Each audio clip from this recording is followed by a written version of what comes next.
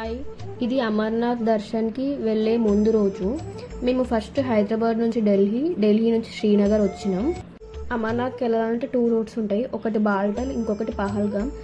మేము బాల్టల్ రూట్ నుంచి వెళ్ళాలనుకున్నాం కాబట్టి ఫస్ట్ శ్రీనగర్ నుంచి బాల్టల్ బేస్ క్యాంప్కి రీచ్ అవ్వాలి. సో ఇక్కడ నుంచి బేస్ క్యాంప్కి 90 కిలోమీటర్స్ అట్లుంది. వెళ్ళే దారిలో చాలా ఫొటోస్ తీసుకున్నాను, అవి అటాచ్ చేస్తున్నా, చూసేయండి. అమర్నాథ్లో దర్శనం చేసుకోవాలంటే అమర్నాథ్ మెయిన్ వెబ్సైట్లో రిజిస్ట్రేషన్ చేయించుకోవాలి. రిజిస్ట్రేషన్ చేసుకునేటప్పుడు మెడికల్ సర్టిఫికేట్ అడుగుతుంది, అది అటాచ్ చేయాలి. ఈ మెడికల్ సర్టిఫికేట్ ప్రతి స్టేట్లో ఏ హాస్పిటల్స్లో ఇస్తారో అది మెయిన్ వెబ్సైట్లో ఉంటుంది. సో మనం అక్కడికి వెళ్ళి చేయించుకోవాలి. మన స్టేట్లో కాకతీయ, ఉస్మానియా, గాంధీలో ఉంది. మనం టెస్ట్ని చేయించుకొని వెళ్ళాలి. అక్కడికి వెళ్తే వాళ్ళు అప్పుడు మొత్తం చెక్ చేసి సర్టిఫికేట్ ఇస్తారు. నాకైతే మొత్తం 1 డే పట్టింది. ఆ మెడికల్ సర్టిఫికేట్ని అటాచ్ చేసి రిజిస్ట్రేషన్ చేసుకోవాలి. మనతో పాటు ఆ మెడికల్ సర్టిఫికేట్ కూడా తీసుకొచ్చుకోవాలి. మనం ఇప్పుడు సోన్మార్గ్లో ఉన్నాము. సోన్మార్గ్లో రివర్ రాఫ్టింగ్ టోర్నమెంట్స్ జరుగుతాయి. ఇది ఫేమస్ టూరిస్ట్ ప్లేస్. దీన్ని మిడో ఆఫ్ గోల్డ్ అంటారు. ఇది 2700 మీటర్స్ అంటే 2.5 కిలోమీటర్స్ సముద్ర మట్టానికి ఎత్తులో ఉంది. చూడండి ఎంత బాగుంది అసలు.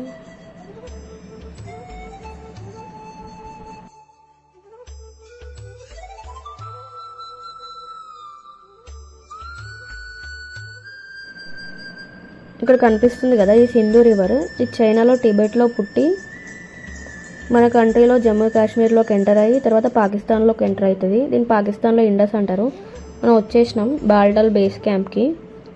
6:15 ఆ టైంకి అట్లా రీచ్ అయినాం. ఈవినింగ్ 3.5 hours అట్లా పట్టింది. మన ట్యాక్సీకి మనకి 3500 తీసుకున్నారు.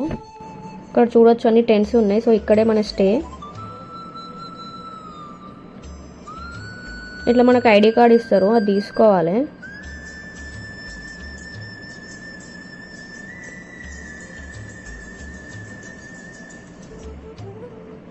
ఈ బేస్ క్యాంప్ మొత్తం చుట్టూ మొత్తం కొండలు ఉన్నాయి. ఇది మన టెంట్ బయట దూరం ఉంది కదా, అవన్నీ వాష్రూమ్స్. అవి మన టెంట్ లోపల. బయట చూస్తే చిన్నగా ఉంది కదా, లోపల చాలా పెద్దగా ఉంది.